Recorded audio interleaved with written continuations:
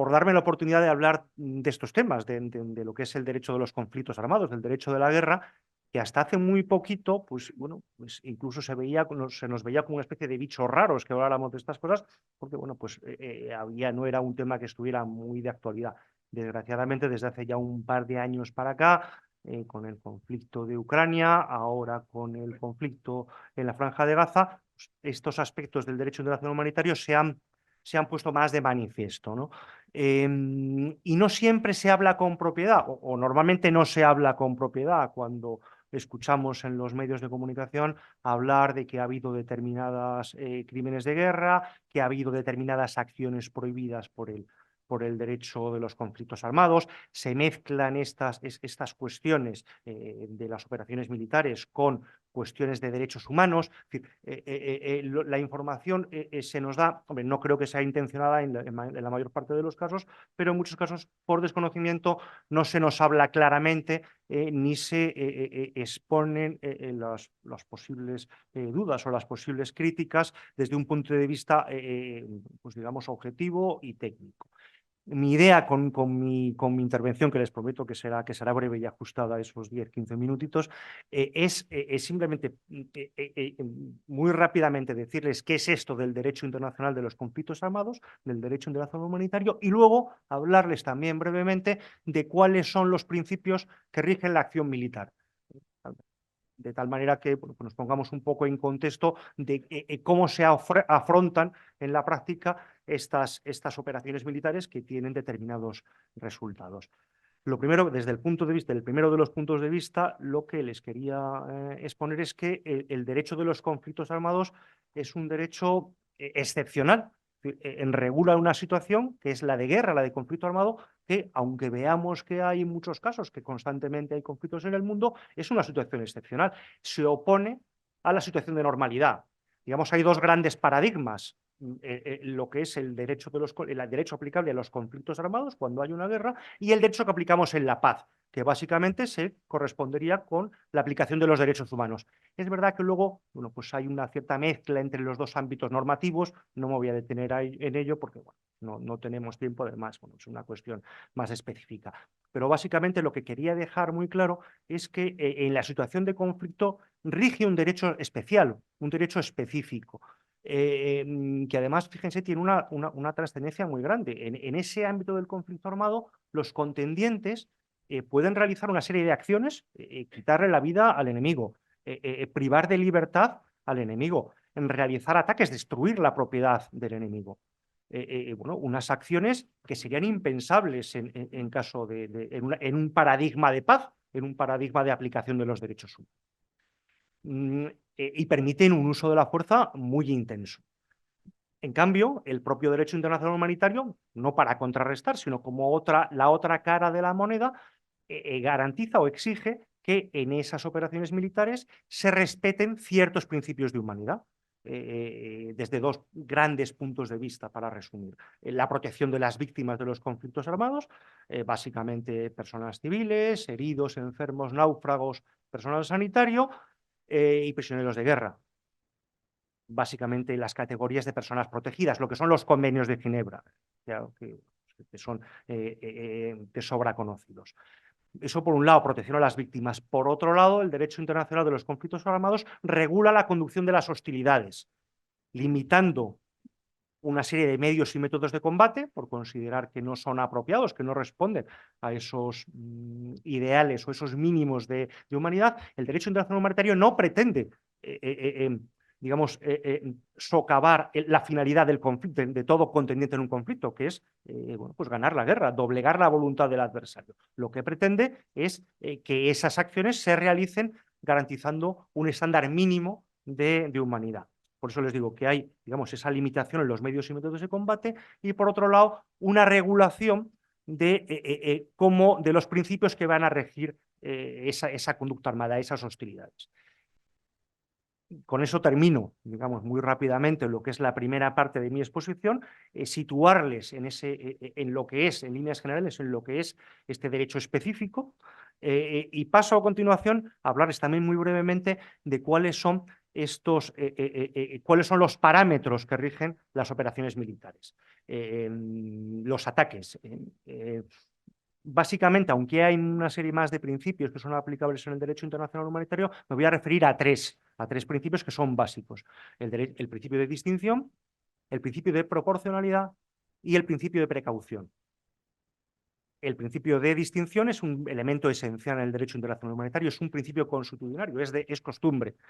Se aplica o lo deben respetar tanto las Fuerzas Armadas regulares como los grupos armados, como los otros dos principios que les voy a comentar. Básicamente quiere decir, como ustedes pues ya sabrán o se podrán imaginar, que las operaciones militares, los ataques militares, deben ir dirigidos contra, en primer lugar, si hablamos de personas, contra los combatientes o personas, en el caso de los grupos armados, que participen directamente en las hostilidades. Las acciones armadas deben ir dirigidas a esas personas y nunca a las personas civiles. Como derivada de este principio, se prohíben también lo que llamamos los ataques indiscriminados, aquellos en los cuales no se distingue entre las personas civiles y los combatientes. Con objetivos militares, es decir, porque se realiza un ataque sin distinción de ningún tipo, en una población, por ejemplo, sin distinguir un objetivo militar concreto, o utilizando medios de combate que por su propia naturaleza no sea posible limitar y aplicar solo a esos combatientes u objetivos militares. Les decía que ese principio hay, por un lado, la prohibición de atacar a las personas civiles directamente y una obligación de respeto y protección. Respecto a los bienes, los ataques se dirigen únicamente a los objetivos militares. ¿Qué son objetivos militares? Aquellos que, por su naturaleza, un carro de combate, una aeronave, un buque de guerra, por su naturaleza, están destinados, digamos, de alguna manera, o de todas las maneras, contribuyen a la acción militar. Y su destrucción o neutralización supone una ventaja militar definida por su naturaleza. Hay otros objetivos militares, imagínense, por ejemplo, un puente que tiene no es un objetivo militar por naturaleza, pero contribuye a la acción armada. De alguna manera es un bien de doble uso. Ahora veremos allí la proporcionalidad. El uso que haga yo de un determinado bien también me puede permitir realizar un ataque armado. Ese principio de distinción es esencial en toda la conducción de las operaciones militares. Los ataques se dirigen únicamente contra combatientes y contra objetivos militares, respetando y protegiendo a las personas y bienes civiles. Es un principio que parece ser que desde un punto de vista meramente objetivo es muy sencillito de cumplir. Luego no es tan fácil a la hora realmente de llevar a cabo estas operaciones militares. Segundo principio, el de proporcionalidad, es un principio esencial y que se deriva del anterior.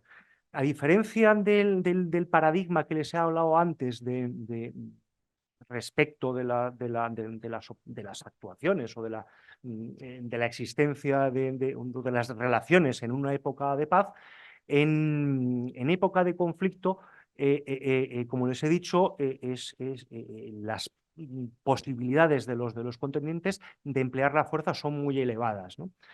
Entonces, digamos, la proporcionalidad a la que estamos acostumbrados en el ámbito normal, en la actuación normal de los ámbitos de seguridad pública, por ejemplo. Fíjense ustedes que la policía normalmente lo que va a hacer con un individuo es detenerle, no va a matarlo, no le va a neutralizar de otra manera. Solo va a emplear la fuerza en la medida en que esa actuación pues sirva para evitar un mal igual o mayor. Esa es la proporcionalidad que estamos acostumbrados a manejar. En los conflictos armados eso no es así. La proporcionalidad funciona de una manera distinta. No medimos vidas, por así decirlo. Lo que se mide es, por un lado, daños que llamamos incidentales, colaterales, que es una expresión mucho más usual. Por un lado, en este plato de la balanza, cuáles son los daños incidentales que voy a provocar con esa opción a personas y bienes civiles. Y por otro lado, la ventaja militar que obtengo. Hay, digamos, actuaciones, hay ataques en los cuales si yo voy a abatir un buque de guerra, que es un objetivo militar por naturaleza, está en mitad del campo, no tengo ningún problema. No tengo bienes ni personas civiles alrededor, con lo cual, directamente la opción es muy fácil de ataque. Hay otras situaciones en las cuales hay personas civiles que están rodeando, que están implicadas en esa acción. Antes les he puesto el ejemplo del puente, por ejemplo. Pues el puente es un objetivo militar en principio, es decir, por ese puente yo puedo estar recibiendo suministros, puedo estar recibiendo municiones, el enemigo, quiero decir. Pero ese puente puede haber personas civiles que están en ese momento transitando. De ese puente puede depender en muchos casos el suministro a las personas civiles de víveres o de agua. A la hora de realizar un ataque, yo tengo que ponderar la proporcionalidad. A la hora de destruir ese puente, imagínense, yo tengo una ventaja militar, claro, yo destruyo ese puente y el enemigo se queda sin suministro de municiones. Pero por otro lado, en ese puente, como les digo, hay personas civiles. El ataque a ese puente me va a provocar la muerte de, imagínense, 5 o 6 personas civiles y además, digamos que son efectos directos de ese ataque. Y luego tengo una serie de efectos indirectos. Básicamente serían, pues, bueno, pues imagínense en ese suministro, pues, bueno, calcular qué posible daño le causaría a la población civil. Y ahí el comandante militar tiene la necesidad de ponderar esa ventaja militar. Y eso es esencial. Pero claro, eso, el hecho de que yo verifique la existencia o que alguien pueda verificar la existencia de bajas civiles, de muertos o heridos civiles, no quiere decir que la actuación que se haya realizado no sea congruente con el derecho internacional humanitario. Hay que analizar esa situación. Por eso no se puede gratuitamente, como se ha visto, pero no hablo de este conflicto, hablo incluso del de Ucrania, cuando se realizan afirmaciones de que este tipo de ataque es contrario al derecho internacional humanitario. Eso es muy difícil de saber. Hay que analizar, como les he dicho anteriormente, cuáles son los factores de inteligencia, qué es lo que sé, qué información tengo sobre las personas civiles y, sobre todo, qué ventaja militar obtengo a la hora de realizar ese tipo de ataques. Concluyo con el tercer principio, que es el principio de precaución, que está muy relacionado con el anterior. A la hora de conducir las operaciones militares, pues todos los contendientes. Aquí parece que yo desde luego lo estoy enfocando desde un punto de vista más de Fuerzas Armadas regulares. Las fuerzas irregulares deberían hacer lo mismo. En la práctica no suele suceder así, ¿no? Pero realmente la obligación de una fuerza, de uno de los contendientes, es minimizar en lo posible esos daños incidentales, esos daños a la población civil.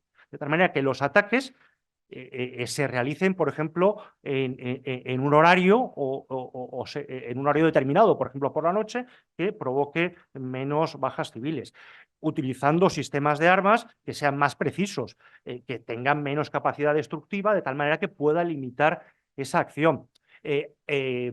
Avisando por teléfono, porque además, bueno, pues es una constante, incluso me consta que se está realizando en ese tipo de operaciones, tirando octavillas para que la población civil sepa que se va a producir un ataque por teléfono móvil, incluso, que es una cosa sorprendente. Bueno, pues los habitantes de una casa reciben un SMS o un mensaje, lo que sea, combinándoles a abandonar una determinada localización porque se va a proceder al ataque.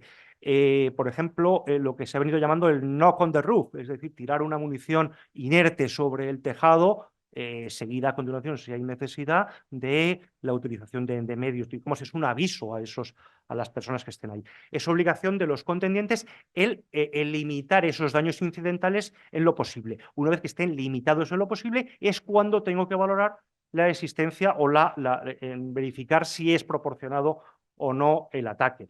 Y digamos, esa valoración tiene que producirse a lo largo de todo el proceso de la acción militar, desde el momento en que y además es esencial que el propio comandante militar tenga dominio de la acción durante todo el desempeño, porque en un momento dado podemos tener un elemento que no esperábamos que de alguna manera distorsione esa ecuación que he hecho yo, ¿no? Por lo cual es necesario que exista un dominio de la acción en todo momento. Y bueno, ya no he pasado los 14 minutos, o sea, he cumplido un poco de sobra. Bueno, simplemente terminar diciendo que realmente, como ya lo he dicho un poco al inicio, la cuestión que se plantea en muchos casos no es, digamos, cuál es la normativa aplicable, sino en qué medida se aplica, es decir, cuáles son los sistemas de eficacia de las normas del derecho internacional humanitario.